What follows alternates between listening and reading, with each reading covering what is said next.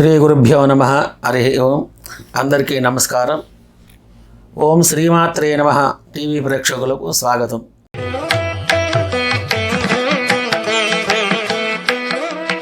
ఈ వారం కన్యా రాశి ఫలితాలు. ఈ వారం వీరికి అధికమైన శ్రమ కలిగి నీరసంగా ఉంటారు. అపకీర్తి, చెడు ఆలోచనలు, విచారం, ఆందోళన అధికంగా ఉండగలదు. మరియు సంఘములో అగౌరవం ఏర్పడి కొద్దిగా విచారానికి లోను కాగలరు. భార్యాభర్తల మధ్యన కొద్దిగా విభేదాలు కలగగలవు. ఉద్యోగ విషయంలో అనుకూలమైన ఫలితాలు లేకుండా ఉంటాయి.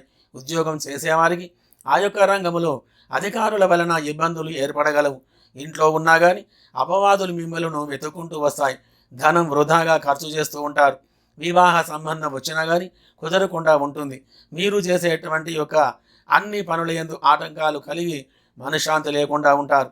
అన్ని వృత్తుల వారికి, అన్ని రంగముల వారికి, వైదికపరమైన వృత్తుల వారికి అనుకూలమైన గ్రహస్థితి బావుగా లేనందున గ్రహచార దోష నివారణ గురించి మీరు చేయవలసిన పని ఉదయం 6 నుండి 8 గంటల లోపల శివునికి పంచదార, తేనెతోటి అభిషేకం చేయించాలి.